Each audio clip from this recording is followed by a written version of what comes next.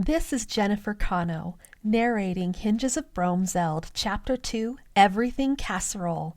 Copyright by Phantom Publishing. The twins froze. Staring straight at Livy, Rudis said, "I could have sworn I heard something else in there."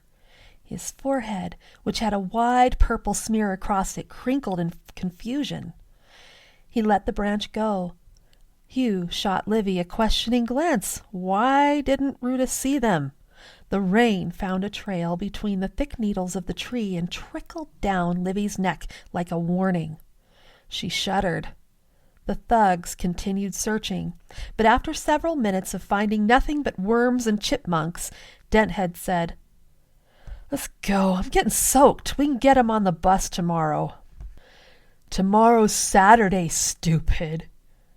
"Oh, yeah, that's good. I've got extra chores. Dad's real sick again."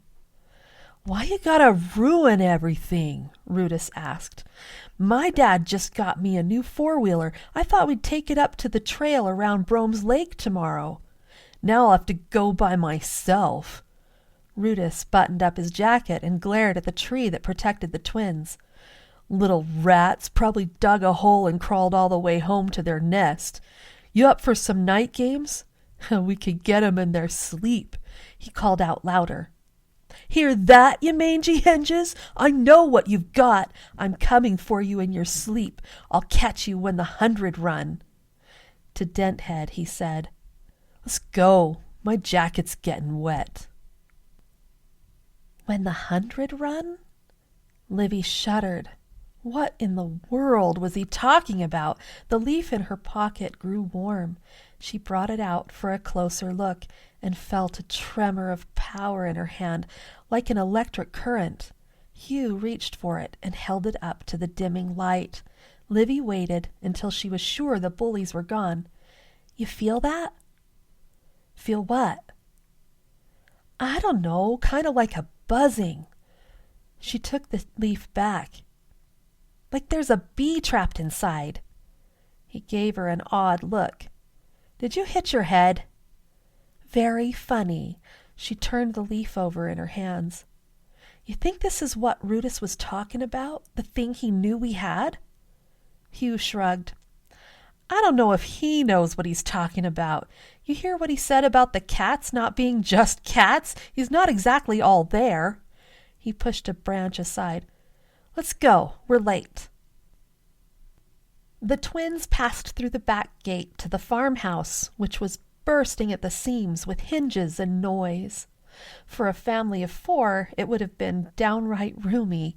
For a family of 6, it would have been comfortable. For a family of 8, it would have been snug. With 10 boisterous children, every corner was crowded. But it still managed to feel empty without Aunt Neela. "You owe me big time," Hugh said, kicking a dirt clod when he passed their empty vegetable garden. The vines should have been heavy with fat tomatoes, good for throwing at the rare cars that drove down the road in front of their house. Livy pulled at his sleeve. "Look at your pants. She'll know we've been in the woods." Hugh chewed on his lip, then grinned. "Not if we change before she sees us." They wiped purple-streaked mud from the bottoms of their feet and peeked into the kitchen through the little window in the back door. Mrs. Hinge was there, holding a laundry basket against her hip and giving instructions to one of their older brothers, while pointing to a sink spilling over with dishes. When she left the room, Hugh turned the doorknob and nudged the door open. The smell of warm bread pulled them inside. They tiptoed through the kitchen, past Mark, one of their older brothers. Mark was talking to a girl on the phone while using some wadded-up paper towels to pull the bread out of the oven. Livy, momentarily forgetting her mission of stealth, put the flat of her palm against her mouth, ready to make a squelching fart noise into the phone Mark held between his cheek and shoulder. Hugh yanked her hand from her mouth and put a finger to his lips. Out in the hall, Livy dodged a football Archie and Lewis were tossing between the living room and the dining room. It was football season, and no moment existed in the Hinge house without a ball flying through the air. "Take that outside before you break another lamp!" Mrs. Hinge hollered from the living room. Further down the hall, Livy glimpsed Joe and Brady wrestling on the great room floor. At the piano against the far wall, Landon pounded out "Skip to My Lou," while trying to ignore Filbert, who was blasting flat, squeaky notes on his trumpet at the same time. The twins stole out of sight just as Mrs. Hinge rounded the corner, the basket of laundry still attached to her hip. Upstairs, Pete, the oldest, slammed his bedroom door and shouted, "All I want is some peace and quiet!" He promptly turned his music full blast. The trick to walking through the Hinge house without being heard was knowing which floorboards squeaked and which didn't. Livy navigated them like a ninja master and took the steps up to her bedroom 2 at a time without a single creak. When they came down for dinner, they found their mother waiting at the bottom of the stairs. Her arms, wiry with the habit of kneading their daily bread, were folded across her chest. "Thought you'd take a little trip through the woods today?" Her eyes practically glowed. If she lifted her eyebrows any higher, her eyeballs might pop out. Livy looked down at her fresh clothes and wondered what kind of magic had her mother used to divine where they'd been all afternoon. Mrs. Hinge narrowed her sharp green eyes. "Did you think I wouldn't notice the muddy footprints all the way from the back door to the stairs? They're full of the purple gunk." She pointed the foot-shaped evidence across the wood floors. "Mom, it wasn't our fault, really. Rudis Brutimal," Hugh started. Their mother, apparently not in the mood for listening, talked right over him. "Olivia Neela Hinge, that rat's nest you call hair is full of moldy dust, and you," she said, swiping a finger behind Hugh's ear and holding it out for him to see the purple proof, "you're no better. I've told both of you 100 times I don't want to see that nasty stuff in my house. You've seen what it's done to the cornfields. What do you think it'll do to you?" She tapped her foot. "After dinner, you'll clean up that mess. You'll also clear the table and do the dishes. And we'll see what chores your dad has for you tomorrow." The moment dinner was demolished, the rest of the Hinge children jostled their way out of the kitchen to avoid unwanted assignments. Livy took the second empty casserole dish to the sink. Her stomach growled. She'd only had a piece of bread and a glass of milk. It wasn't that there hadn't been enough for her to get her fill. It was that she hated everything casserole, which was what the Hinges had for dinner every Friday night. With 10 children to feed, Mrs. Hinge found creative, if not exactly appetizing ways to make the food last. Thus the invention of everything casserole, which was a combination of all the leftovers for the week, baked with cheese on top. Mrs. Hinge said the cheese was for flavor, but they all knew it was really there to hide the depth of mysteries that lurked beneath. It wasn't so bad if they'd had meatloaf, hamburgers, mashed potatoes, and corn or green beans that week. It was downright nauseating if they'd had fish and spaghetti like in tonight's.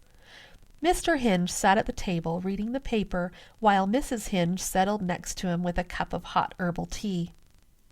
"I went to see Franny Nelms today," Mrs. Hinge said in low tones. "Brought them a couple of roasts from the freezer, some eggs, some bread. Not that it'll last long enough, but maybe it'll help a little." Livy's ears perked up. Franny Nelms was Denthead's mom. "How's Frank? You gonna make it?" Frank was Denthead's dad. Livy knew he was sick, but she didn't know how sick. "Franny says he'll pull through, always does. He's been having these spells every year. Every year the doctors say his time is up, but every year he gets better." Such a shame for their oldest, all that responsibility at his age. Mr. Hinge shook his head. "What's his name, Livy?" Denton, Livy said. Hugh covered a laugh. "Denthead?" Mom said. "Really? I hope you two aren't picking on that poor boy." Their mother waggled a finger at them. "What? He's the one who picks on us. Livy handed Hugh what seemed like the 1,000th dish to dry. Put yourself in his shoes. Must feel like he's got the weight of the whole world on his shoulders, having to take care of that big farm and worrying that his dad might die any day. And absolutely no crop on top of that. He's 13 years old, for goodness sake. Imagine that. Outside, the rain continued, casting buckets of water against the windows. Lot of good the rain'll do us now. Mr. Hinge held aside a curtain. He took off his cap and scratched the top of his tanned, balding head. Dark eyebrows farmed his deep-set black eyes. Not a single ear of corn. We got a long year ahead of us. Likely more than just one long year. I heard from Mrs. Frost, who heard from Mrs. Thatcher, that there's going to be a limit on seed next year. Mrs. Hinge swept her long auburn hair behind one ear. There was a wide stripe of gray near her forehead that she swore the twins had painted there themselves on the morning they'd turned 12. She untied the checkered apron from her shoulders and hung it on a peg on the wall. A loud boom above the kitchen shook the walls, followed by noisy hollering. "Sounds like 2 elephants wrestling up there," said Mr. Hinge. When his wife got up, he put a hand on her shoulder. "I'll go. I gotta go hit the hay soon anyway." Over his shoulder, he said, "You two should get to bed soon. We'll need an early start. You'll be helping me mend fences in the morning." And there was the punishment, delivered almost as unnoticed as the Sunday paper. "But tomorrow's Saturday!" Livy had been expecting something of this nature, but felt obligated to complain anyway. Hugh hung up the towel he'd been using to dry the dishes. "Yeah, we were going to ride the horses with Louis tomorrow." Mr. Hinge held up his hands. "You're 12 now. That's when your brothers learned about mending fences. You can go when you're done." Being the only girl in a family with 9 boys had its advantages. It meant Livy had her own room. With the door shut firmly behind her, she changed into her pajamas. When she flung her jeans into the corner, the shiny leaf she'd left in her pocket fell out onto the floor. She held it up to the light. Again, she felt the buzz of energy from it. It started in her hand and moved up to her elbow. In the room next door, Mrs. Hinge sang to the 2 youngest Hinges. Livy was too old to have her mamma sing lullabies to her, even if she was feeling anxious about going to sleep tonight. Every time she closed her eyes, she heard Rudis's threat to get her in her sleep. So she pressed her ear against the thin wall to hear the song, though she knew the words by heart. She heard her mother's voice. "Rest with me at end of day, by riverside, in the shade, where Luna kindly weaves safe shelter from sorrows deep, in the shade." It was a song her Aunt Neela used to sing about the shimmer Luna and the protection it gave the elves, who relied on its power for their magic. Once Aunt Neela had explained that the shimmer Luna was the moon. She said it was especially powerful around this time in October, when the full harvest moon shone so brightly that it opened some kind of door into another world. Dad didn't like Aunt Neela to tell those stories because they were make-believe nonsense. But Livy loved hearing about the elfin warriors of Broams Eld, even if it was just pretend. Right now, with this buzzing leaf in her hand, Livy could almost believe in the magical powers of the shimmer Luna. Under the spell of the song, she was drawn toward the window to catch a glimpse of the moon. A white, tattered sheet hung from the tree outside. A gust of wind gave the sheet ghostly life. The moon hid behind a broad mask of clouds, making the night darker than usual. Below Livy's window, beyond the glow of the porch light, a shadow wreathed among the back fence. Livy pressed her nose flat against the chilly glass to see what it was, but only succeeded in fogging up the window. She put the leaf in her pocket and opened the window wide for a better look. A thick fog had rolled in, making it hard to see much of anything. That decided the matter. There was no choice but to go out there and see for herself, but not without Hugh. "What do you mean, a weird, shadowy thing?" Hugh, who had been half asleep, rubbed his eyes. "Shh!" Livy pointed ahead to the open bedroom door on the right. Inside, Mrs. Hinge was still singing to the 3 youngest boys, with her eyes closed. Managing to slip past their mother undetected, the twins took the most logical route to the backyard. That is, they passed through Livy's window and joined the ghostly sheet on the rickety branch just outside. They had taken this path hundreds of times with the sure knowledge that if they ever fell, their necks would be broken. And if the fall didn't do the job, they had no doubt their mother would do it herself in order to make sure they understood the dangers.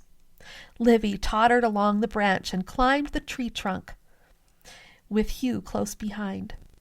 They jumped the last few feet and jogged across the backyard. The fog was too thick to see what lay beyond the chain fence until they were just a few feet away. Hundreds of black cats swarmed on the other side. The unnatural gathering had a certain exciting horror. When the creatures caught sight of the twins, they hissed and snarled. Hugh pointed to the cats closest to the fence. "Look at that!" The cats reached out with their paws, seeking a foothold on the fence. Without fail, they drew back and yowled in pain. "That's weird. The fence isn't electric," Livy said. Hugh agreed.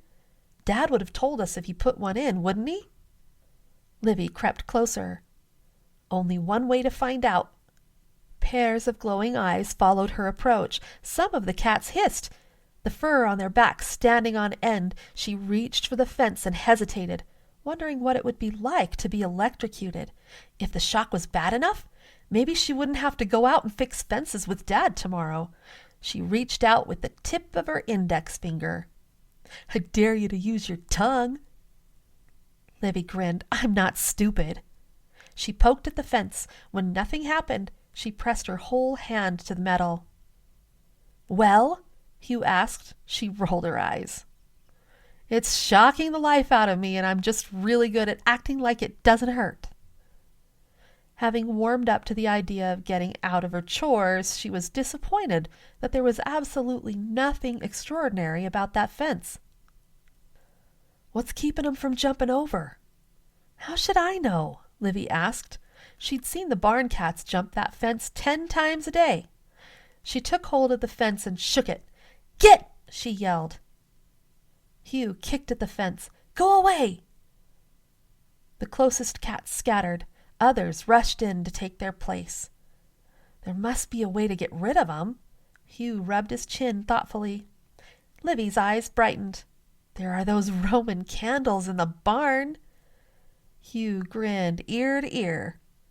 "Why didn't I think of that?" They had found the stash of hidden fireworks a few days before and were itching for a reason to use them. Problem solved. One of the cats stepped forward and let out a roar that made Livy scramble back several steps. She fell on her rear. The leaf in her pocket grew hot. "What's with you?" Hugh asked. "You act like you've never been hissed at before." "A hiss? A roar, you mean?" "A meow, maybe," he countered, laughing. The cat roared again, so loud it shook the ground. "Please tell me you heard it that time," she pled. "What, the thunder?" "The roar. Now I'm getting creeped out." "Me too. My sister's a nut job." He held out a hand to help her up. Through the fog, someone approached, weaving his way through the cats. Livy squinted. Whoever it was carried a long wooden stick. One end of it glowed red, like he'd just pulled it out of a fire. It cast just enough light to show the face of the one who carried it. Rudis. "Give it to me," he called over the fence. The leaf in Livy's hand buzzed. She pointed to Rudis. You see him, right? Hugh nodded. We're not giving you a thing. You're trespassing. When Rudis came closer, Hugh added, My brothers are inside. They'll teach you not to come around here again. Yeah, with their fists, Livy said. Rudis pulled the hood from his head. I should shoot you where you stand. With what, your stick? Livy laughed. He said something she couldn't understand and pointed the stick at her. What looked like a big ball of fire shot out of the end of it.